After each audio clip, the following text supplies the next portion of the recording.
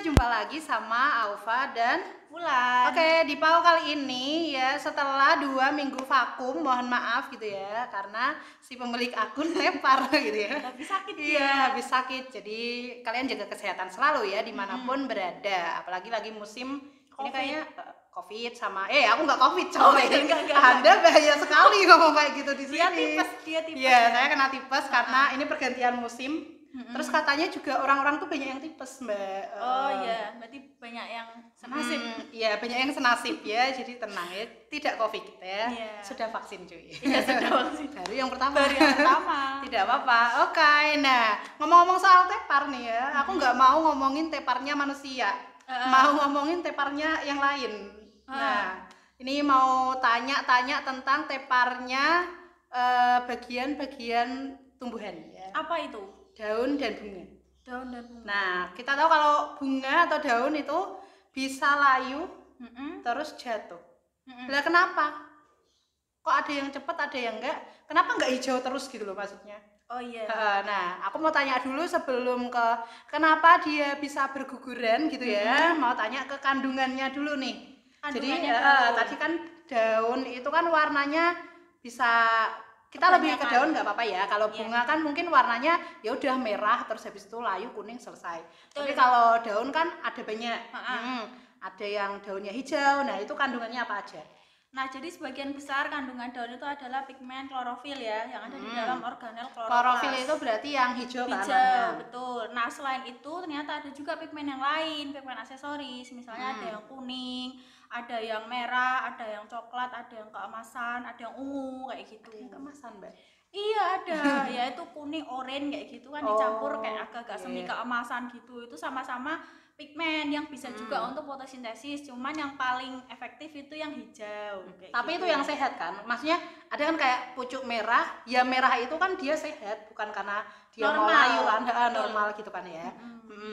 Kalau yang tadi pigmen-pigmen lain, kenapa bisa ada warna kayak gitu ya? Nah, biasanya kan kalau daun-daun mau gugur, terutama kalau musim gugur gitu ya, kan biasanya berubah dulu dari yang tadinya hijau terus kok jadi merah kecoklatan atau jadi kuning kayak gitu baru kemudian gugur. Nah, itu kenapa?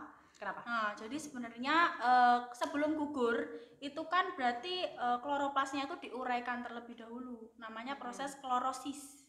Oke. Untuk apa? Untuk penghemat energi gitu. Jadi kenapa harus ngehemat energi? Berarti kurang dapat energi.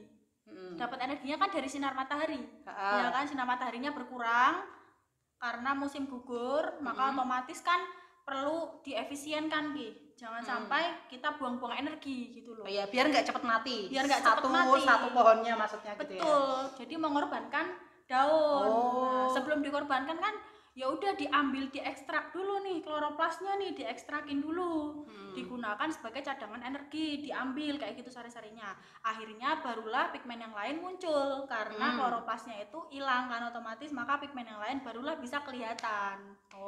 Gitu. Kalau yang asli warna ungu atau merah gimana? Iya, ada juga yang asli yang sebagian besar itu ungu atau merah. Itu ada misalnya Royal Discolor, itu permukaannya tuh ungu tapi bawahnya tuh tetap ada hijau-hijaunya. Tetap aja bisa fotosintesis, cuma tidak seefektif tanaman yang full hijau.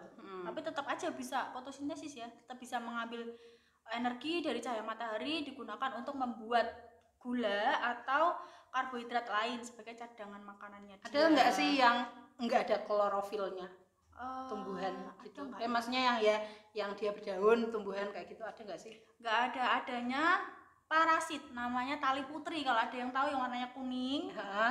Nah, tali putri itu dia parasit ya. Jadi dia itu sebenarnya dia punya pigmen, ya kan? Ya kan warnanya kuning, makanya punya warna gitu kan. Harusnya bisa fotosintesis, hanya saja dia tuh nggak punya akar. Jadi dia tuh tidak bisa mengambil mineral dan air dari dalam tanah sendiri. Makanya dia tuh langsung aja deh nggak, kan untuk fotosintesis kan butuh cahaya juga, butuh dari bawah juga butuh mineral ya, dan mineral kan. Nah, karena itu dia parasit, dia tuh langsung mengambil sari-sari makanan dari induknya aja. Enak ya.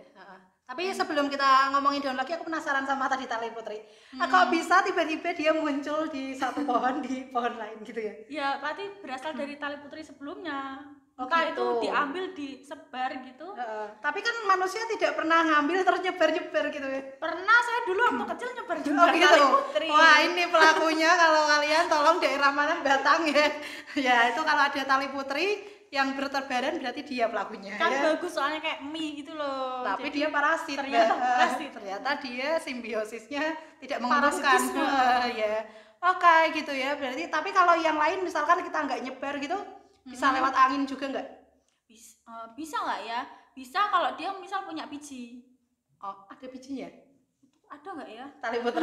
Oke, nanti mungkin kita bisa singgung di episode lain ya. Nanti kita Betul. akan khusus ngomongin tali putri. Tali putri, gitu ya. ya. Kita lanjutin lagi ke tadi apa namanya Daun gugur. daun gugur. Nah, daun gugur itu apakah waktunya sama? Misal ini, aku punya pohon mangga di Indonesia. Nah, atau di Semarang weh. Terus habis itu mangganya itu pohonnya aku pindahin ya, pindahin tapi di misalkan Sumatera atau aku bawa ke luar negeri. Nah, kira-kira tingkat kegugurannya itu apakah keguguran dong? Tingkat kegugurannya itu sama nggak sih?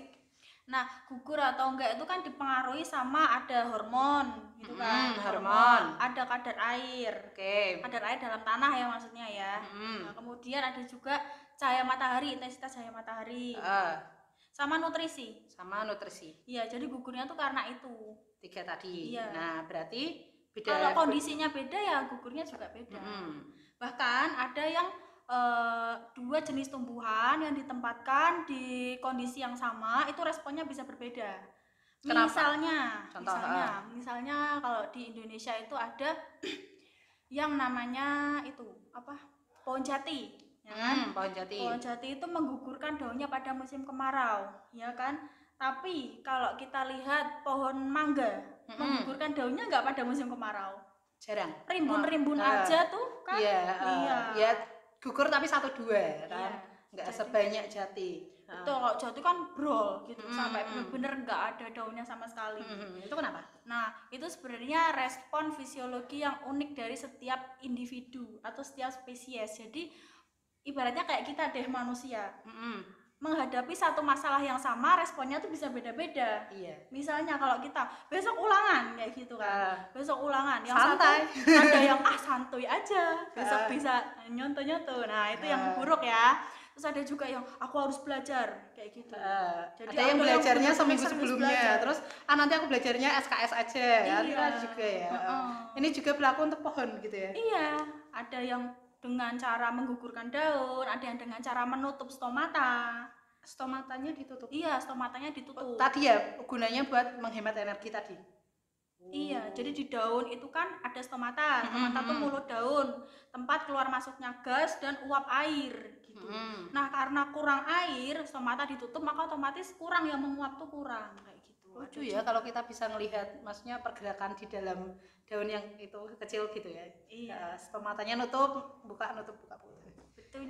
Iya. Jadi kita mau ngomongin entar dulu. Apa? Itu kan kalau di Indonesia ya, yang tadi respon pengguguran daun jati. Tapi kalau jati sama mangga beda. Tapi kalau beda negara, misalnya di negara 4 musim, yang beda musimnya sama Indonesia, beda lagi responnya. Bedanya kenapa? Itu pengguguran daunnya bukan karena kadar airnya berkurang, tapi karena lama waktu siangnya itu menurun. Ya kadar air mungkin ngaruh tapi juga. musim berarti musim berarti ngaruh gitu ya. Musim ngaruh. Ngaruhnya gimana sih musimnya? Jadi misalnya kalau pas musim panas, cahaya mata siangnya itu kan lama, malamnya lebih sebentar. Lalu menuju ke musim dingin kan ada musim gugur. Musim gugurnya itu adalah pada saat lama siang menurun, lama malam bertambah. Jadi otomatis kan cahaya mataharinya kan berkurang. Kalau berkurang otomatis pohon-pohon yang menangkap sinar matahari itu berkurang kan energinya kan. Nah, untuk menghemat energi, maka dia akan menggugurkan daunnya menggugurkan daunnya kayak gitu. Gitu. Berarti faktor paling penting matahari ya. ya Ya, kan? matahari. Salah satu faktor paling pentingnya kan selain habis matahari terus ada air. Ada siraman Ada air. yang lain nggak selain dua ini? Ada lagi misalnya nutrisi ya. Nutrisi. Nutrisi. Betul. Karena nutrisi itu kan digunakan juga untuk pembentukan kloroplas. Nah, jadi kalau nutrisinya kurang, maka daunnya tuh bisa kuning karena tidak terbentuk kloroplas. Misalnya yang penting adalah magnesium, itu penting, magnesium, kalium itu penting untuk pembentukan kloroplas. Berarti kayak kalau misalkan tanaman Kurang yang dikasih pupuk sama enggak bedanya itu ya? Iya, itu betul. Kalau dikasih pupuk kan kayak lebih hijau, kalau nggak dikasih pupuk kan kayak kuning-kuning layu gitu. Ya karena memang onderdilnya tuh nggak ada, bahan bakunya tuh nggak ada kayak gitu. Gitu. Terus apa lagi? ada satu lagi ya, Apa? yaitu lupa. ah, apa Ini sih? hormon apa? Oh iya, hormon apa? Kamu bilang ada satu lagi ya? Oh iya. Terus ada satu lagi ya, Apa? yaitu hormon. Hormon apa? Hormon kan banyak, Mbak. Iya, hormon tumbuhan kan ada banyak, kan ada auksin, giberelin, asam absisat. Nah, kalau yang ngurusin ini Yang ngurusin itu adalah ABA atau asam absisat, asam absisat, dan gas etilen. Gunanya buat apa? Gas etilen itu merangsang proses klorosis. Klorosis itu pemecahan klorofil. Jadinya menjadi Kenapa kuning. klorofilnya harus dipecah? Iya, sebelum mati itu biasanya daun dipecah dulu klorofilnya untuk diambil energinya. Oh, Kenapa gitu. dipecah? Kenapa dipecah? Iya kan tadi iya. Berarti kan buat ngambil energinya. Betul. Gitu ya, biar tetap hidup. Detik-detik terakhir lah, gitu kan. Nah, kalau yang hormon apa? Hormon ABA itu merangsang sekresi enzim pektinase dan selulase. Bedanya pektinase sama itu? Nah, jadi setiap sel tumbuhan itu kan ada dinding selnya. Nah, dinding selnya itu kan saling menyatu satu sama lain. Nah, dinding selnya itu tersusun atas selulosa. Nah, antar dinding sel direkatkan kayak semennya gitu. Semennya itu disebut pektin. Nah, dengan adanya selulase dan pektinase, maka dinding sel sama perekatnya itu diuraikan. Oh, gitu. Jadinya selnya kan pecah tuh, daerah situ kan pecah. Utamanya di daerah absisi atau daerah pengguguran. Biasanya kalau kita lihat daun yang gugur sendiri, itu kan kayak ujungnya tuh kayak ada lapisan lilin. Jadi dia udah menutup lukanya dulu. Tapi kalau yang kita patahin, kayak ada getahnya gitu. Karena belum saatnya dia itu mati atau gugur, kita paksa. Makanya belum terbentuk zona absisi. Zona absisi itu dirangsang sama kalau ABA nanti sudah kita potel itu sembuh sendiri dia. Iya, sembuh sendiri. Sama kayak kalau kita luka gitu ya, dia kan Iya. nutup sendiri gitu. Ada hormonnya lagi kan. Hormon yang lain gitu ya.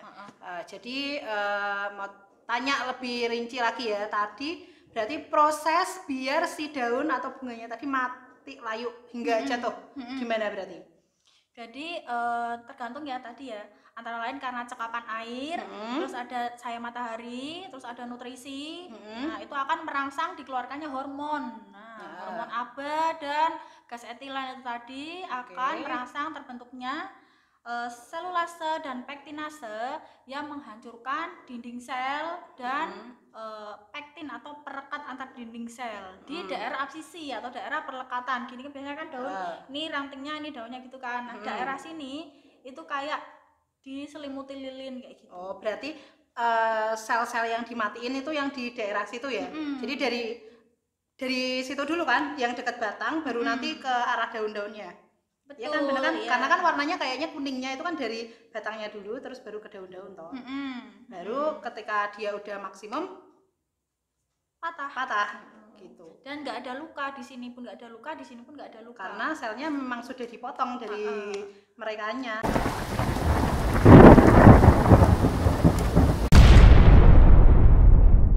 Kuning Mbak, ya kan? Oke, gitu ya. Udah ya, itu tadi proses pengguguran daun menjadi akhir. Ingat ya, daun itu gugur itu karena berkorban ya. Berkorban demi kelangsungan hidup teman-temannya yang lain. Iya, luar biasa ya. Daun aja berperasaan cuy ya. Berkorban biar tetap hidup ya. Kita juga harus berperasaan ya. Tapi tidak boleh berkorban.